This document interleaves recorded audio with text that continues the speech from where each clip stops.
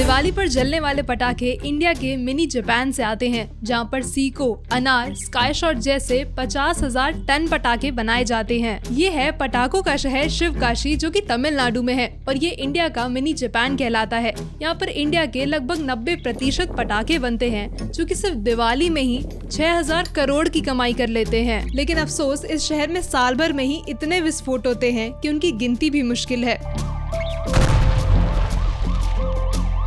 ऐसा लगता है यहाँ पर रह रहे लोगों की जान सिर्फ पटाखों के भाव में तोली जाती है। शिवकाशी में 1000 से भी ज्यादा फायरवर्क यूनिट्स हैं, जहाँ पर लाखों लोग काम करते हैं। यहाँ पे आपको हर थोड़ी दूर पर छोटे छोटे कारखाने देखने को मिलेंगे, जहाँ पर ये पटाखे बनाए जाते हैं, लेकिन बिना किसी सुरक्षा के। डब्बी में ऐसा डोरी डालने से वो टाइट होता है, इसलिए आवाज। इन पटाखों को बनाने के लिए सबसे पहले इनके अंदर की बारूद बनती है, जिसमें कि पोटेशियम नाइट्रेट, सल्फर, मैग्नीशियम और एल्युमिनियम पाउडर जैसे कई सारे टॉक्सिक केमिकल्स मिलाए जाते हैं। बड़े पटाखों के लिए इन बारूद के गोले बनाए जाते हैं और छोटे मोटे पटाखों में ये ऐसे ही भर दी जाती है। फिर बनती है इनकी आउटर कवरिंग, जो या तो प्लास्टिक की होती है या फिर गत्ते की, और आखिर में इनको सुखा करके पैकिंग करके बेच दिया जाता है। अब ये सारा प्रोसेस शायद आपको सुनने में काफी आसान लग रहा हो, लेकिन असल में ये बेहद खतरनाक है।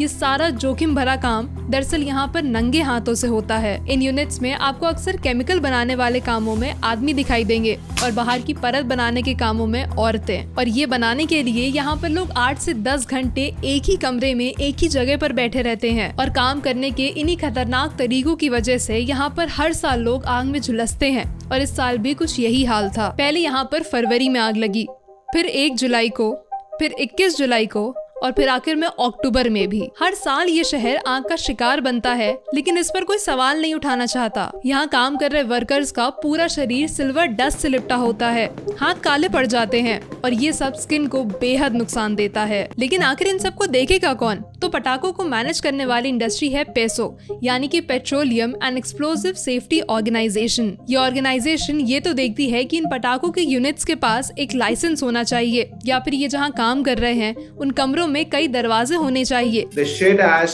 4 doors and one person will be sitting next to each door.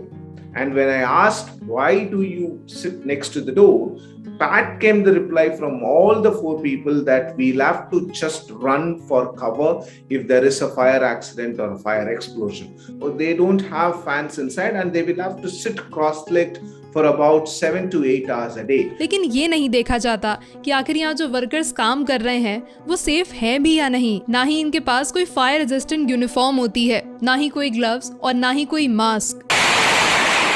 और इसी वजह से जो सीको की लड़ियां आप 10 मिनट के शोर के लिए जला देते हैं, उनको बनाने के लिए यहाँ पर कई लोगों को अपनी जान दांव पर लगानी पड़ती है। वैसे शिवकाशी में पटाखे आज से नहीं बल्कि 1923 से बनते आ रहे हैं। शुरुआत में ये काम कैलकाटा में होता था और वहीं पर शिवकाशी के निवासी अय्यर नाडर जी ने जा करके इस काम को सीखा और फिर वापस आकर अपने भाई के साथ उन्होंने शिवकाशी में ही नेशनल फायरवर्क्स को एस्टैब्लिश किया। और आज शिवकाशी इंडिया का फायरवर्क्स कैपिटल बन चुका है, जो कि सीधा चाइना को टक्कर दे रहा है। लेकिन जहां हर साल इन पटाखों पर मुनाफा बढ़ता जा रहा है, वहीं पर इन पटाखों को बनाने वाले लोगों की कीमत कम होती जा रही है।